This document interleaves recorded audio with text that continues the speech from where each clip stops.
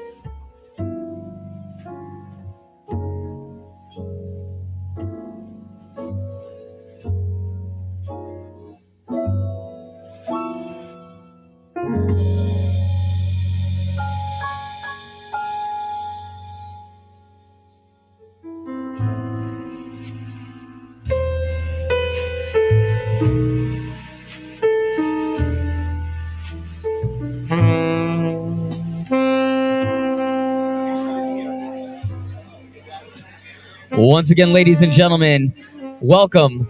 Thank you for joining us this evening. At this time, we invite you to please find your seats. Our program is about to begin.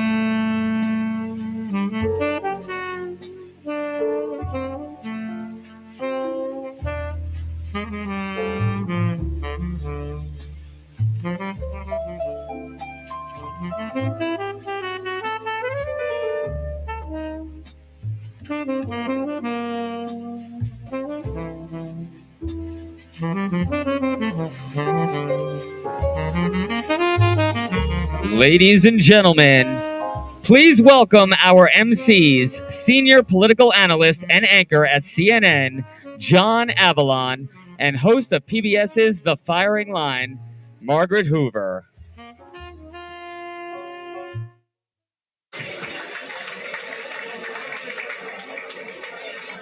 Good evening. Good evening. Welcome. Ding, ding, ding. Where's my glass? Ding, ding, ding. Good evening to all of you. As you all get settled, John and I are so happy to be here to welcome you to this evening's entertainment. We're here to welcome you to the Museum of Jewish Heritage, a living memorial to the Holocaust 25th anniversary Generation to Generation dinner.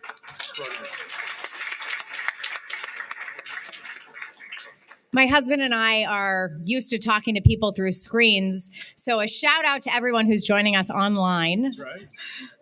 And more importantly, to all of you who are here, thank you for joining us tonight live in this ballroom. It's really a privilege to be able to commemorate the 25th anniversary of the museum's opening on September 15th, 1997. And to honor the founders of the museum tonight, George Klein, Robert M. Morgenthau of blessed memory, Manfred Ornstein, Peter A. Cohn, and Howard Rubenstein of blessed memory.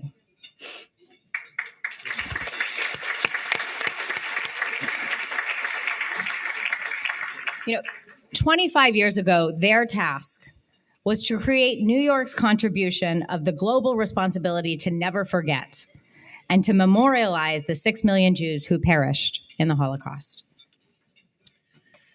And as New Yorkers, Margaret and I are so proud to live in the city and raise children in a place that takes this responsibility of memory seriously.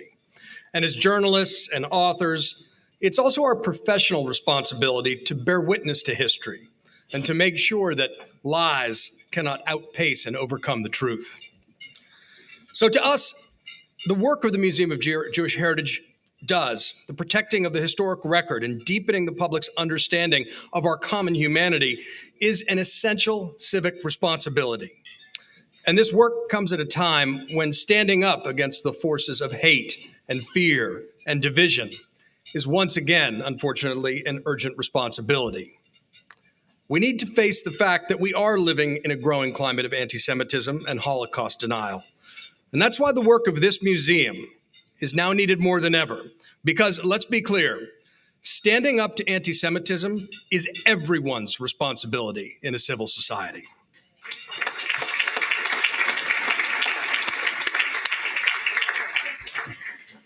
For over 2 decades, the museum has been doing this important work, none of which would be possible without the supporters of this museum and you who are here in the audience this evening. Thank you especially to this evening's leadership sponsors, Bob and Susan Morgenthau, Linda Johnson and Bruce Ratner and your family. And thank you to tonight's co-chairs, Elise and Howard Butnick, Evelyn and Harry Goldfire, Rita Lerner and Cliff Salm, Bob and Susan Morgenthau, Ann Oster, Marilyn Rosen, and Deborah and Wayne Zuckerman. You know, I remember the opening in 1997, and so much has happened over the past 25 years. 9/11, Hurricane Sandy, a global pandemic. But thanks to the leadership of individuals like these, the museum has been able to stay true to its mission and accomplish so much. It's educated over 2 million visitors, including hundreds of thousands of school children. And since 2020, get this, the museum's expanded programming beyond its walls and created over 100 programs a year, bringing its mission to a global audience. And I've had the honor of seeing some of those. But not only that, this museum has become a real cultural cornerstone of Lower Manhattan, a place of civic conversation and education and reflection. And it always strikes me that this museum sits at the intersection of the Statue of Liberty and Ellis Island and Ground Zero.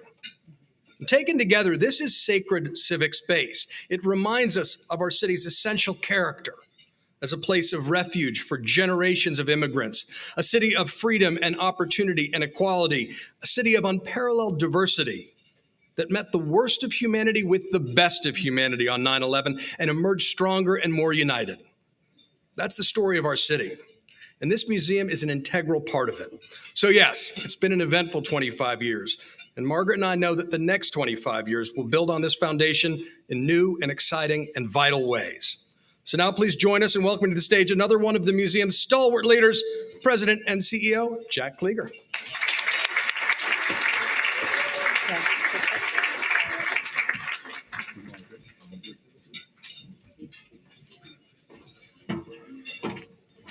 I told them to give me someone easy to follow. Thank you, Margaret and John, for being with us tonight and for your opening words. And welcome to everybody. It's so wonderful to see so many beautiful faces in this room, and this room full to such capacity. John, Margaret, you talked a lot about responsibility, both your professional responsibility as journalists, but also our collective responsibility as citizens. Just a little over a week ago, we celebrated the anniversary of Kristallnacht, 84 years ago. And yet, 84 years later, we're still experiencing many anti-Jewish demonstrations. Whether it's from one of the world's best-selling musical artists to a member of a championship basketball team, using their platforms to promote anti-Semitic rhetoric, to a banner and Nazi salutes posted over a freeway in Los Angeles, to a warning by the FBI for synagogues to take security precautions to protect their community in New Jersey. This is why those responsibilities are so important, and it's important that people act responsibly. Ingrained in our work here at the Museum of Jewish Heritage is the responsibility to remember and never forget. We're humbled to be in a room with generations of family. To the survivors and their family who are with us this evening, tonight, while we honor the museum's founders, we also honor the survivors and their descendants. I would like to ask, in order, for people to stand or raise your hand so we can recognize you. First, please rise or raise your hand if you're a survivor.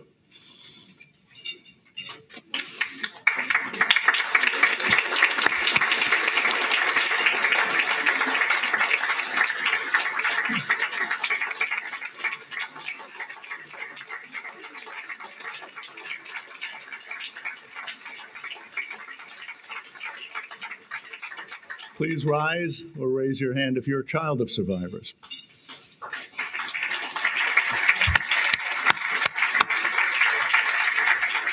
And please rise and raise your hand if you're a grandchild of survivors.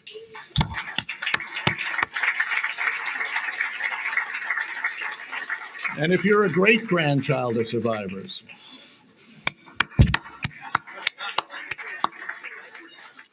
When we started this dinner 25 years ago, there were a lot more survivors who stood up. But now, 25 years later, cumulatively, more people are standing up than ever before. And that speaks to the generations to generations. We thank you all. I'd also like to give a note of personal thanks to Judah Gribitz, one of the signers of the museum's original charter, who couldn't join us tonight. Thank you, Judah. I know you're watching from home.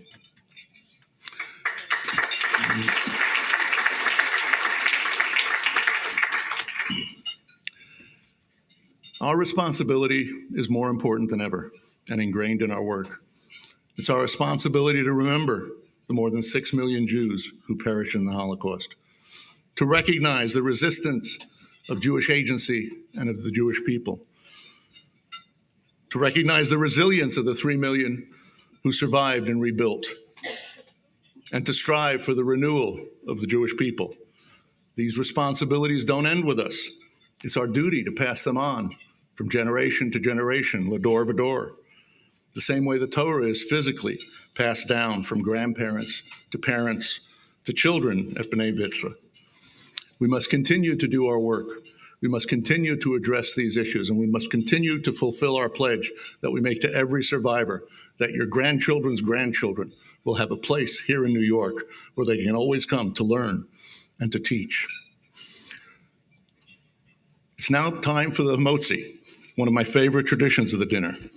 And that is, the favorite tradition is to have a survivor lead us in the blessing every year.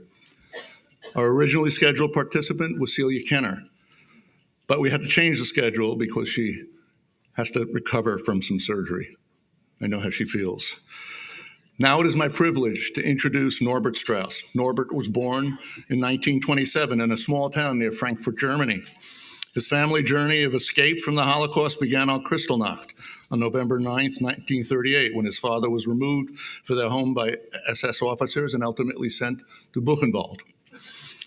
Through the courage and perseverance of his mother and father, Norbert's father was released 4 weeks later, and eventually the family was reunited in the United States. Today, Norbert is a historian who has dedicated his life to educating generations about the Holocaust and specifically about Kristallnacht. He's a true embodiment of the responsibilities the museum holds so dear. I would say thank you, Norbert, but I will also say Hashem Dank, as dictist. So with that, please join me in welcoming Norbert to say the motzi.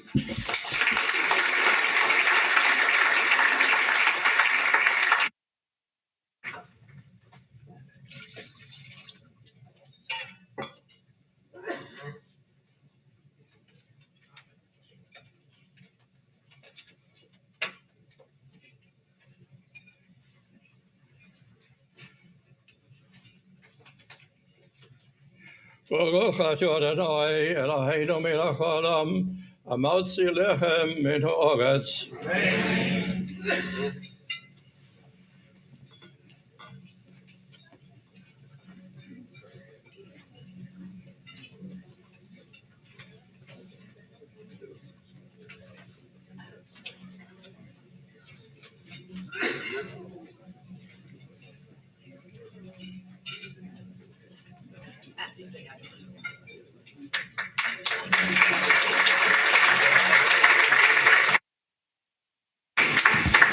Thank you, Norbert.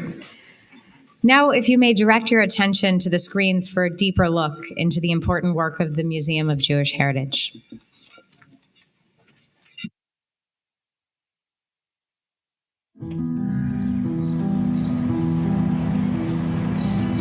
We are the Museum of Jewish Heritage, a living memorial to the Holocaust. Here at the base of Battery Park, we look out every day at the Statue of Liberty, which welcomed millions seeking a new home. As fewer survivors remain to share their stories, and with Holocaust denial and anti-Semitism on the rise, our mission to educate becomes even more critical. As a living memorial, we preserve the stories of survivors and honor those who perished in the Holocaust. We celebrate the resilience and renewal of Jewish life before, during, and after the Holocaust with audiences around the world. Sacred memory resides everywhere. Our iconic six-sided building honors the 6 million who were murdered, and our galleries echo the Jewish star. In our garden of stones, trees grow from seedlings planted in boulders by Holocaust survivors and their families in 2003. Our digital spaces are filled with generations' worth of stories and testimonies. As time passes, memory fades, and so the act of memorializing is essential. Our 25th year also marks 80 years since the Warsaw Ghetto Uprising, 80 years since the heroic Danish rescue, and 77 years since the liberation of Auschwitz. We remember to honor the past and teach for a better future. Our work is anchored in the lifelong pursuit of learning, a pillar of Jewish culture. As New York's leader in Holocaust education, we inspire people of all ages and backgrounds to think deeply about their place in the world as citizens and human beings. Since 1997, we have welcomed over 2 million visitors, challenging them to make meaningful connections between the past and the present. We are a key education partner for public, private, Jewish, and independent schools in the 5 boroughs, reaching tens of thousands of school children each year. In our galleries and beyond our walls, the survivors in our community share first-person accounts and connect across generations, building empathy and understanding. We speak to everyone because the lessons of the Holocaust and what hate can do are universal. Our belief in the importance of the work connects and unites us as we look to the future.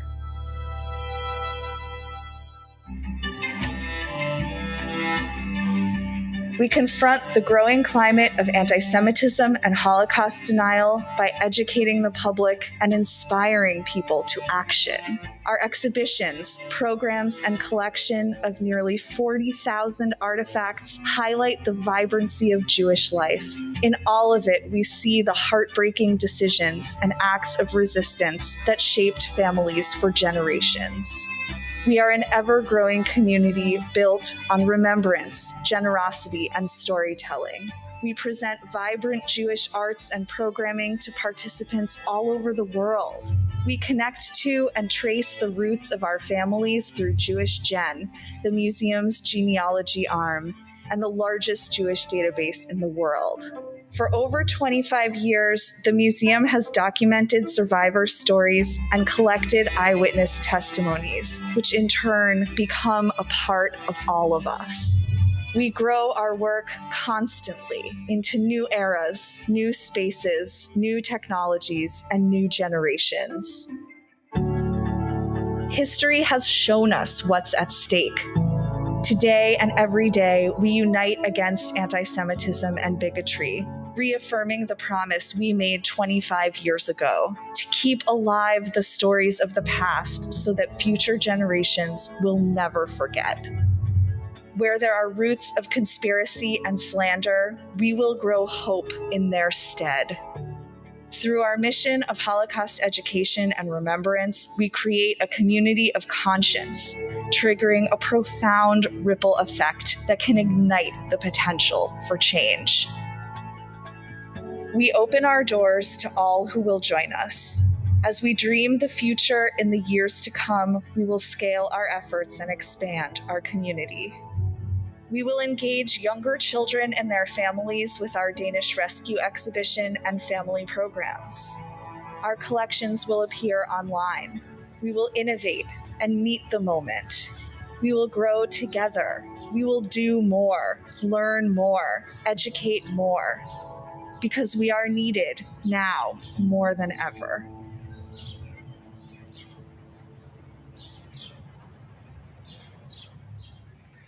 Ladies and gentlemen, please welcome event co-chair Deborah Zuckerman.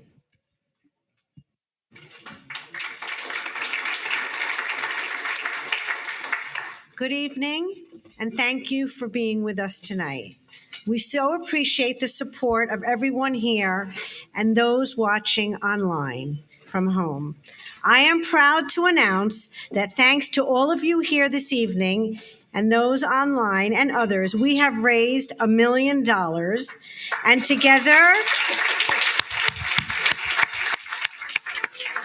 we have broken the Generation to Generation Dinner fundraiser record. If you have not added your support yet, please consider making a donation. We have staff around the room with cards, and online you can go to the link at the side of your screen. Remember, no amount is too large or too small. The proceeds from this event ensure that the museum can continue to produce exhibitions and educational and public programs that explore history through the lens of the Holocaust. Earlier this evening, the museum hosted a private tour of our new collection, The Holocaust: What Hate Can Do. This exhibition explores the roots of history's longest hatred, but it also showcases the vibrancy of Jewish life that so many have sought and failed to destroy. I encourage everyone here to visit it. Each of the 750 personal objects and 30 films made from survivor testimonies featured in this exhibition exemplify who Jews are, what sustains Jewish communities, and illuminates the Jewish experience for diverse visitors. These objects and testimonies tell incredible stories, and after hearing Jack talk about Norbert's story, I am reminded of an object in the exhibition called Two Stones from Frankfurt Synagogue stored in a film canister. The morning after Kristallnacht, at just 11 years old, Norbert rode his bike through Frankfurt and witnessed the horrific smoldering of his magnificent synagogue. He picked up 2 of the burned stones and stored them in a film canister. We are grateful to him for donating them to be part of this important testimony to the reality of what the Holocaust was and a warning of what not to let happen again. Norbert, saving those stones for the future is also an example of L'Dor Vador, from generation to generation. As has been touched upon tonight, anti-Semitism is unfortunately not over. In the face of these new and continuing threats, we cannot sit back. We all must take an active part in the story. So I ask all of you, in your everyday life, can you show resilience in the face of hate and take part in the responsibility to document the reality of what we are experiencing and pass it on for future generations to learn from? Thank you for listening and for supporting the Museum of Jewish Heritage so we can continue to pass on these stories.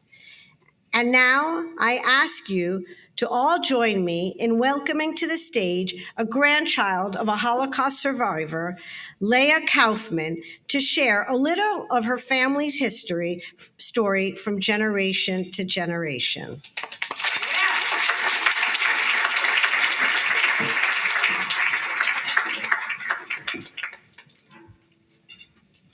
Hi. I was about 10 the first time that I fully grasped the reality of the Holocaust. And as a granddaughter of a survivor with all the optimism of a child, the slogan "Never Again" felt like a finality that I was very grateful for. Flash forward to this October, and a troll messaged me on Instagram that they hope if there's another Holocaust, I don't survive. I'm Leah Kaufman. My grandfather is Yankala, otherwise known as Alex Gross. And when there were more than 6 million murders of innocent Jews throughout the Holocaust, it was only luck that saved him. He was born in a small town named Polonka in the Carpathian Mountains to Chaim and Etila Gross. He came from humble beginnings, dirt floors and a modest lifestyle in a very observant home.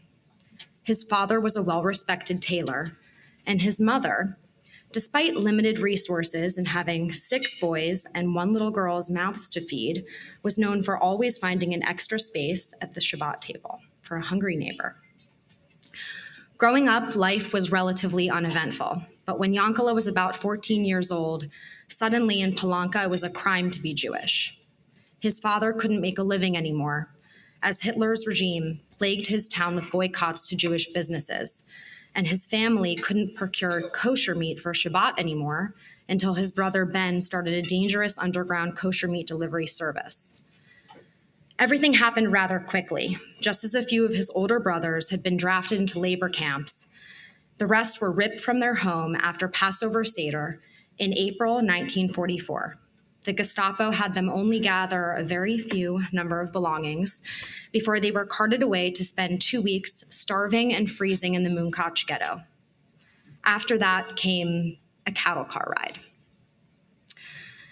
He spent 5 or 6 days shoved shoulder to shoulder in standing space with very little food or water, no space for breastfeeding mothers to quell the cries of their newborns, nowhere to use the bathroom except for on each other. And during this time, through the panic and stench, his father told him, "Yankala, no matter what, I want that you should survive." The ride ended in Auschwitz, and this is where luck comes into the story. Whips and screams forced line formations that took him from his family. Someone whispered to him that he was 18 years old, and that's where the luck starts. Because that day, a boy his age certainly would have been gassed. For a year that followed, my grandfather was no longer known as Yankala, but as the ID number tattooed on his arm, A9018.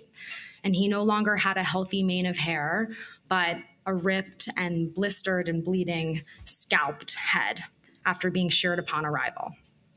Too afraid to hug or kiss his family goodbye as they were being separated, he recalls seeing his parents for the very last time on this day, and his mother calling out to him, "Go in good health, Yankala."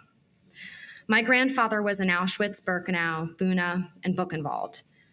In Buna, he recalls displaying his arms to Ilse Koch, who was selecting the skin colors she wanted for human leather lampshades and handbags. Boys were selected in front of him, behind him, and to his sides, but luck protected him from becoming an accessory that day. You'll recall he had 5 brothers and 1 little sister. In Buna, there was a miracle. He saw his brother Sam from a distance, and while they had to stay separated, catching brief moments and visions of him as they both fought rodents for food and saw their bunkmates die next to them at night, gave them the gratitude to live knowing at the end of the day, at the other side, they would still have each other. His luck changed again in Buchenwald towards the end of the war. He started questioning arrivals to source the rest of his family members, and only after speaking to an unrecognizable skeletal prisoner like himself did he realize it was his brother, Bill, my cousin, Ben Zerko's Zadie. Though both appearing deathly, they were reunited.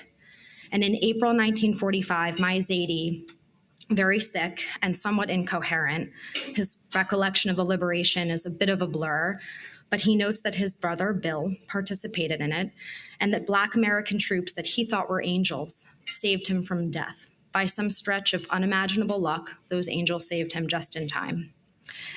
Zadie, of course, later learned that his father, Chaim, and mother, Etula, had been murdered in the gas chambers almost as soon as they had arrived in Auschwitz. But luck would reunite him with his 5 brothers and little sisters in the years that followed. By some incredible miracle, our family is the largest group of sibling survivors on record to have come out together on the other side.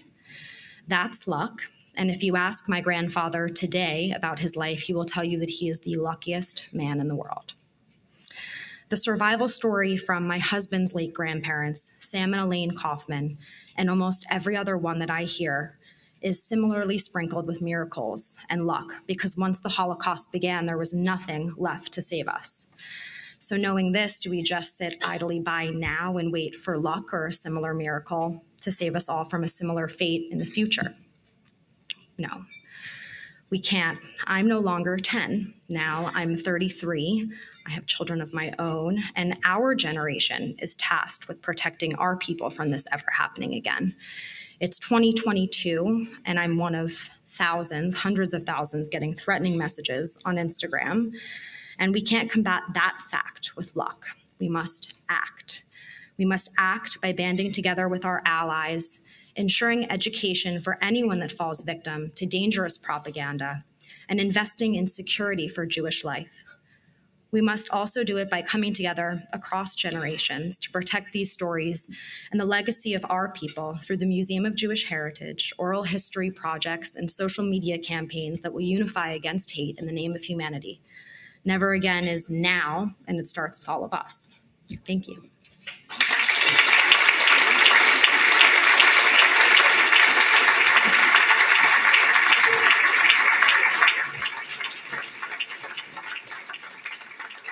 Thank you, Leah. That was a powerful, powerful set of remarks and an extraordinary family story. We want to also flag that Leah is part of the next generation of leaders of the museum as a member of the Young Friends professional group.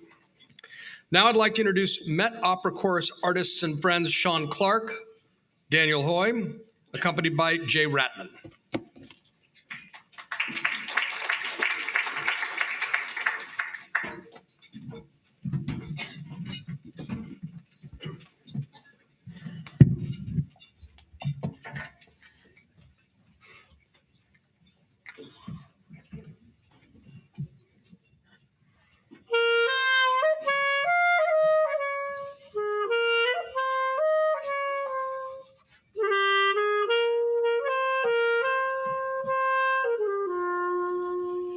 Le Dorvador, le Dorvador, le Dorvador, le Dorvador, le Dorvador, Nagidor Lecha, le Dorvador, le Dorvador, le Dorvador, Nagidor Lecha.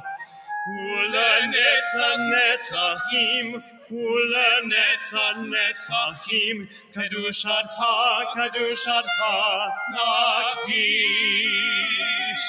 Ula netachim, ula netachim, kadushadcha, kadushadcha, nakdish.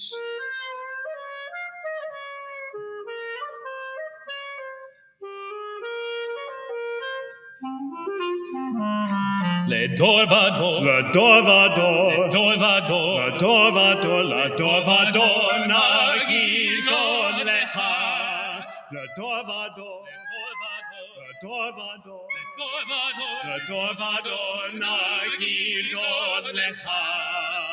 Ula netachim, kadushadcha, kadushadcha, nakdish. Ula netachim,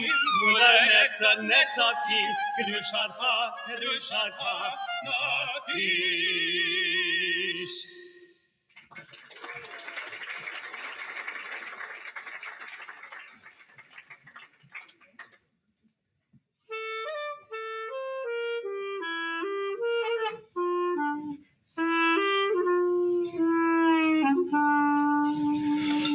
Häufen Pripetschek brennt a Feuerwell und in Sturm ist heiß. Und der Rebelland kleiner Kinderlach dem Aleph Beis. Und der Rebelland kleiner Kinderlach dem Aleph Beis. Welcher Kinderlach, gedenkste Teire, vors erlernet do. Sorgchen noch amol und Tache noch amol, komm es Aleph o. Sorgchen noch amol und Tache noch amol, komm es Aleph o. Landkinder mit große Schecker, so ich on. Wird Gicher von euch kennen ewig, der bekommt davon. Wird Gicher von euch kennen ewig, der bekommt davon. Welcher Kinderlach, gedenkte Teire, was ihr lernen do. So schon nach amol und Tage nach amol, komm es Aleph o.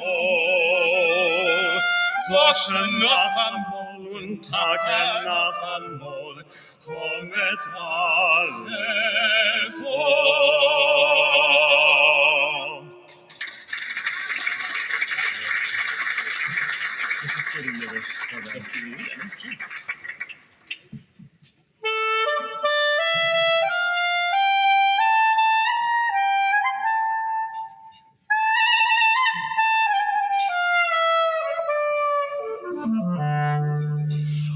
Of things I should be thankful for, I've had a goodly share. And as I sit here in the comfort of a cozy chair, my fancy takes me to a humble east side tenement, 3 flights up in the rear to where my childhood days were spent. It wasn't much like paradise, but mid the dirt and all, there sat the sweetest angel, one that I fondly call my irdische Mama. Sie macht noch Witz die ganze Welt. Irdische Mama, oi weh, wie bitter, wenn sie fällt. Ich darf doch danken, Gott, wie's heute noch beschadet. Wes mit wie traurig sie weckt, wenn sie geht auf weg zu Giech. In Wasser und Feuer wird sie geopfert für ihr Kind. Nicht Taten und Tiere, das ist gewiss die Gäste sind. Oi, wie glücklich und reich ist der Mensch, wie's hat, als erscheine Madonna geschenkt von Gott. Nur ein altische jiddische Mama.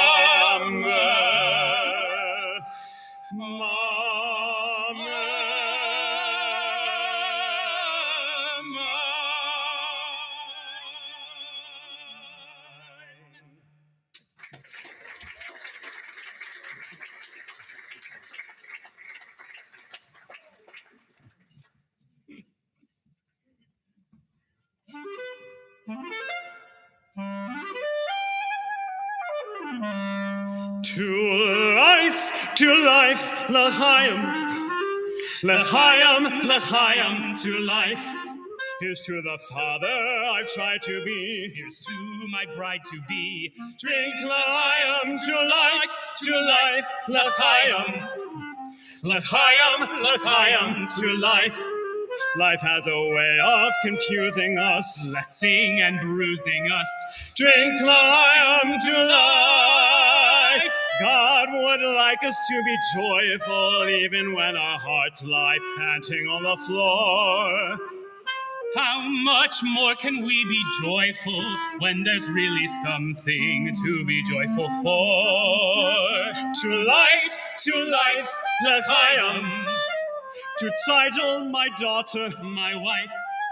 It gives you something to think about, something to drink about.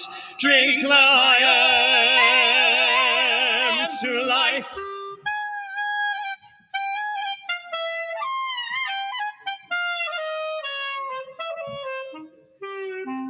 To Laser Wolf, to Tevya, to Tzeitel, my daughter, my wife. May all your futures be pleasant ones, not like a present ones. Drink l'chaim to life, l'chaim. L'chaim, l'chaim to life. It takes a wedding to make us say, let's live another day. Drink l'chaim to life. We'll raise a glass and sip a drop of schnapps in honor of the great good luck that favored you. We know that when good fortune favors two such men, it stands to reason we deserve it too. To us and our good fortune, be happy, be healthy, long life. And if a virgin never comes, live to whatever comes. Drink lion to life.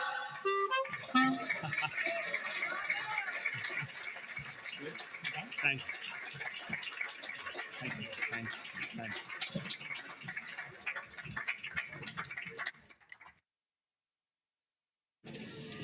Thank you so much, Sean, Daniel, and Jay. That was extraordinary.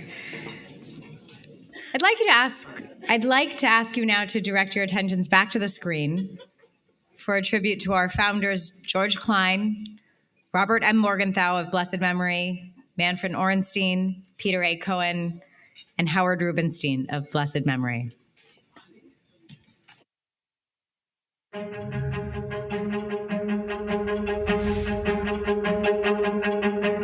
We were carving a niche for New York.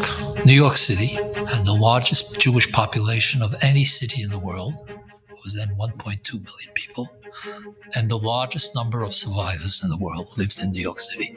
And New York City had no appropriate memorial to commemorate the memory of the 6 million Jews that were killed by the Germans.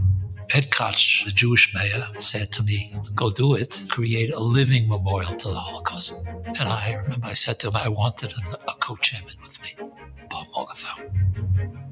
When the opportunity to contribute to the founding of this museum came up, I think he saw that as his service, as a completion of the service that he started in 1941 when he joined the Navy 1 week out of college. This was not going to be a city thing. This had to come from the state. And that's where I came. I was then the minority leader, but it was also happened to be my district. And so I jumped right into it. I suppose my role was, I was kind of the senior Wall Street guy, which is, a good place to raise money. George Klein was a lifelong friend of my dad's. Bob Morgenthau was a longtime friend of my dad's. Manfred Orenstein was a longtime friend of my father's. And so he joined as like the fifth musketeer to try to help push it over the top. So we had this commission. It was quite passionate. There were very little arguments over content. The passion was to get it done. And that's how we ended up with the building.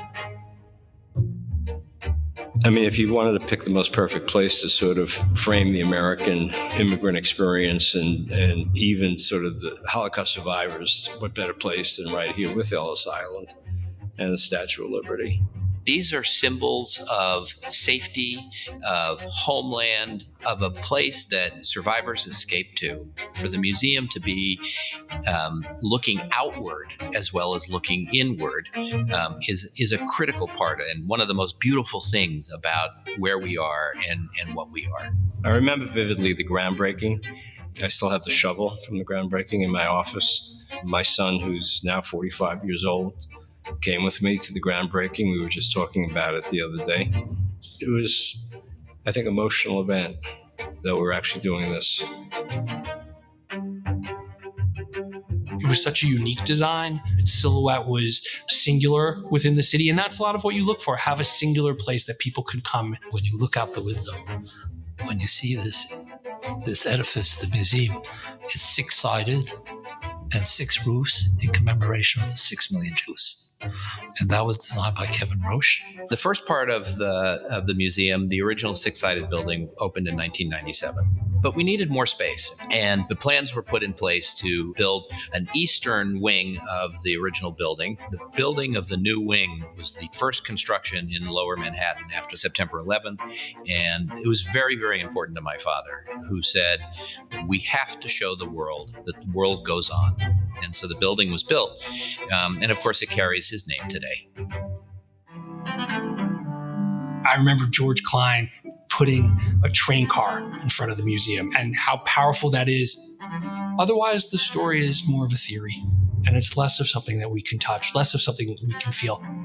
As you look around the 700 objects in this exhibition and in the countless 40,000 that we also have, each one of those somehow tells a story that humanizes the people who were lost, humanizes the people who survived.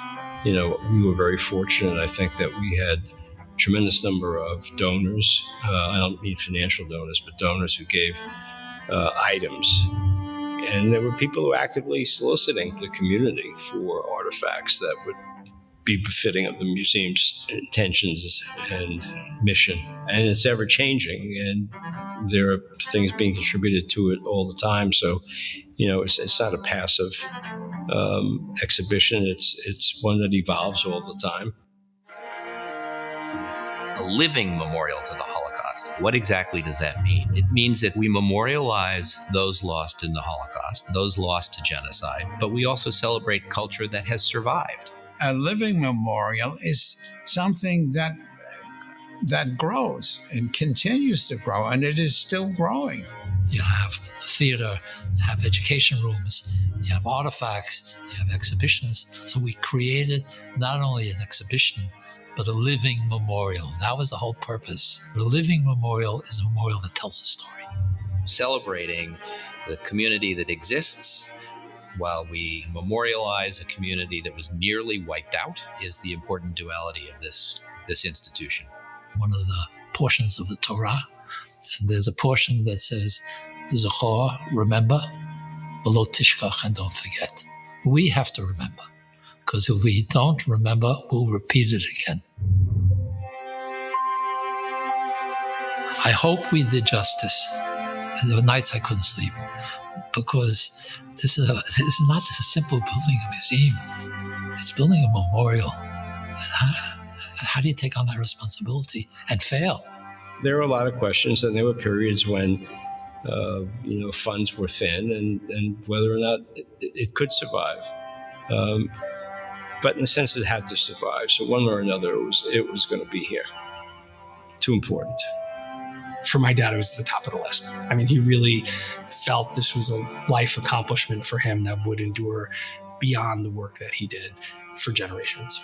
And in partnership with amazing people, with the other people on the commission. Do I feel proud of the museum? Absolutely. I think it's it's a hallmark, and that's a great feeling.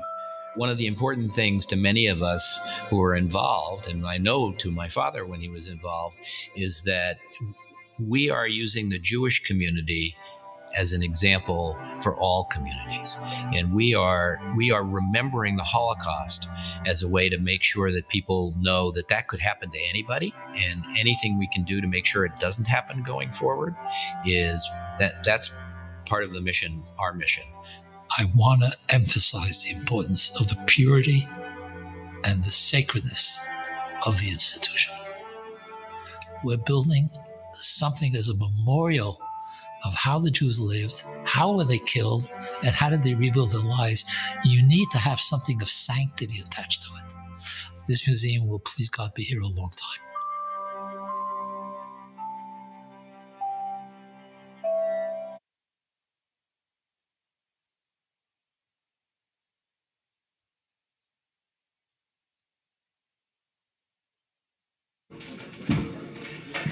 Thank you so much for that powerful video looking back at the founding of the museum. And now, in celebration of their tremendous contributions and commitment to the museum, we present the co-founders and honorees with mezuzahs that are from the celebrated artist Toby Kahn.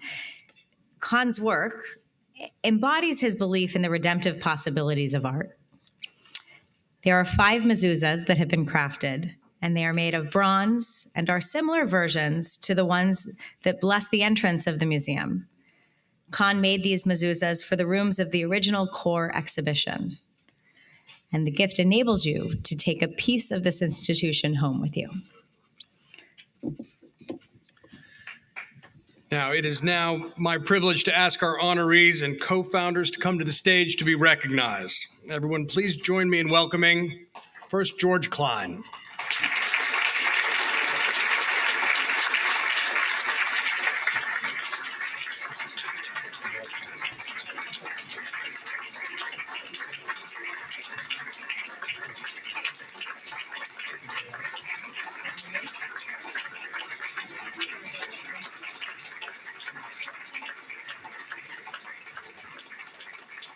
Robert P. Morgenthau, accepting on behalf of his father, Robert M. Morgenthau, of blessed memory.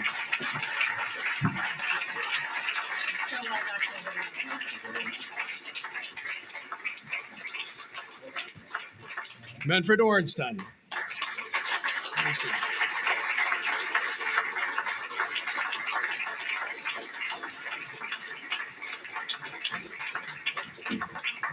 didn't know this was your district. That's cool. Heavy, I'm warning you. You got it? Maybe we can go rid of it. Wonderful. Peter A. Cohen.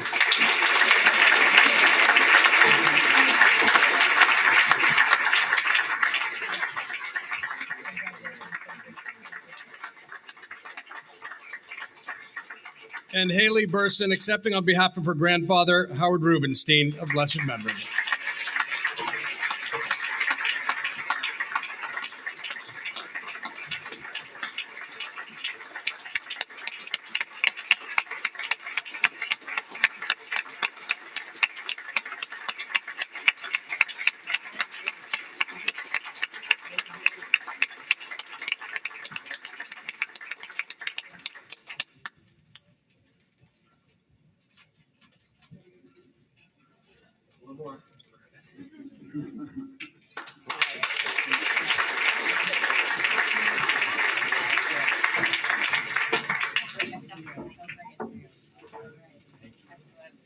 Kicking us off the stage. There you go, Mr. Ornstein.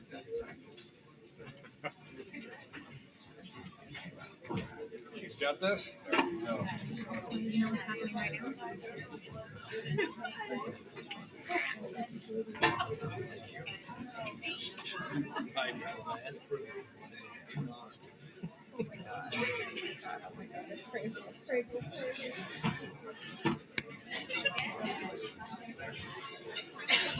Please welcome the Museum of Jewish Heritage's Chief Operating Officer, Elise Buxbaum, to the stage.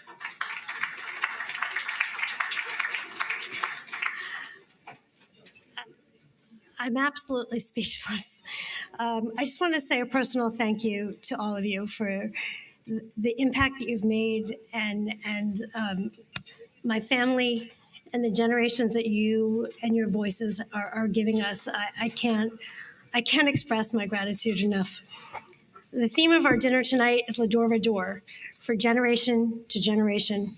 And here at the Museum of Jewish Heritage, we take every opportunity to celebrate and to listen to those who got us here, from the survivors that helped found us to the children who now lead us. It is through their voices that we envision the next 25 years, the next generation of the museum. And we amplify their voices so that the future children, grandchildren, and great-grandchildren will know the lessons and continue to tell their stories. In October 2023, coinciding with the 80th anniversary of the rescue in Denmark, we will open Courage to Act, the museum's first exhibition designed specifically for elementary age students. Through interactive technology, it will showcase the incredible story of the Danish rescue effort during World War II, a community-based effort which led to the survival of 95% of the Jewish population. In addition, we are deepening our commitment to Holocaust education with the launch of 2 initiatives designed to engage teens and young adults, students, peer educators, and ambassadors. The Holocaust Education School Partnerships train undergraduate and graduate students to teach the lessons of the Holocaust to middle and high school students. And for New York City public school students entering college, we are launching the Estelle Lubliner Scholarship in memory of the Lubliner and Feiner families, a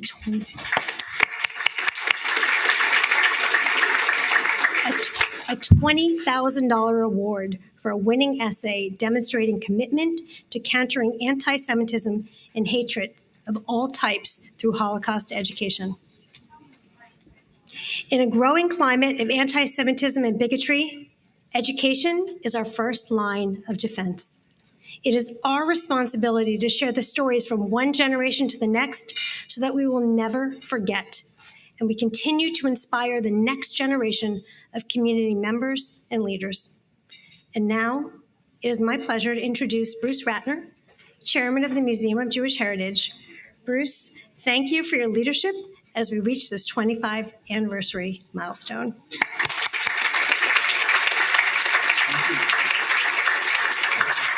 I wish I were 25. That would be nice. First of all, I want to thank you all for being here. This is a very special night, and I feel so honored to be in front of you. It takes a team to do what was done today, and the team started with our founders. We are fortunate that these founders worked for so many years to get this done. And George told me this this afternoon, actually, that it took 15 years from the day Ed Cox announced that we were going to have a museum till the day this place was built. That gives you some idea how hard it was to get this through and all the kind of work that was done. So a special round of applause for our founders.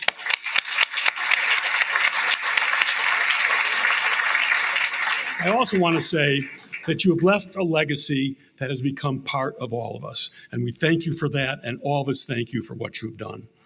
And Jack Klieger, I know how hard you work and how you've excelled in transforming and leading this institution over these past years, especially during these very trying times. So thank you very much.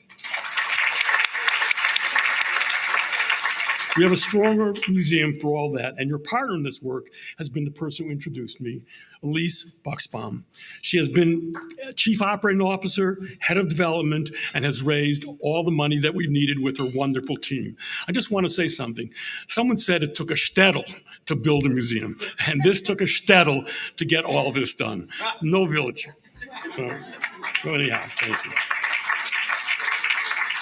And thank you to the co-chairs, and thank you to our devoted staff. We have an extraordinary staff here. Every single person that is on our staff works very hard, and this is so important to them as it is important to us. And you couldn't ask for something more than people who work here who are so devoted to the cause.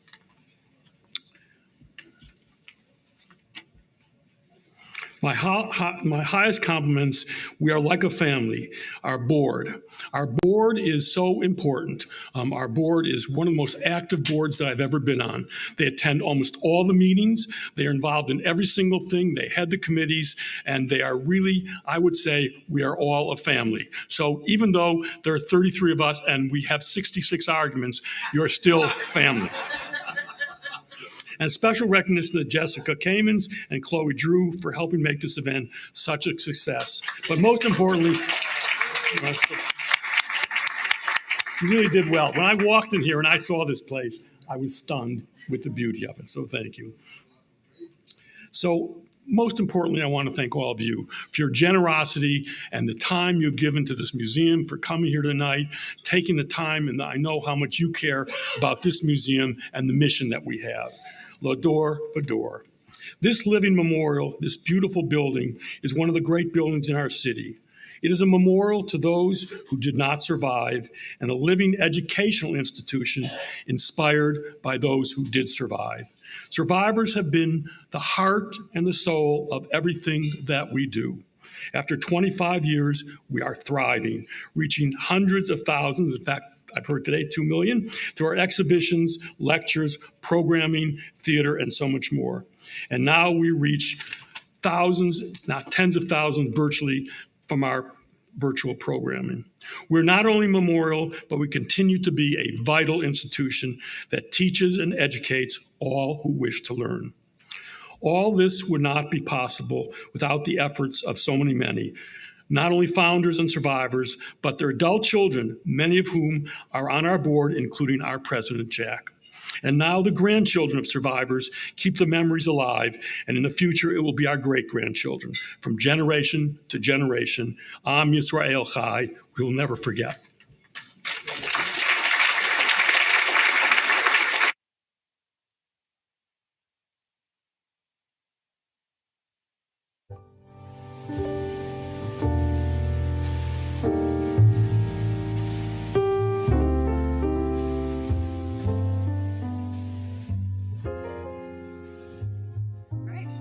And now we enjoy our meal.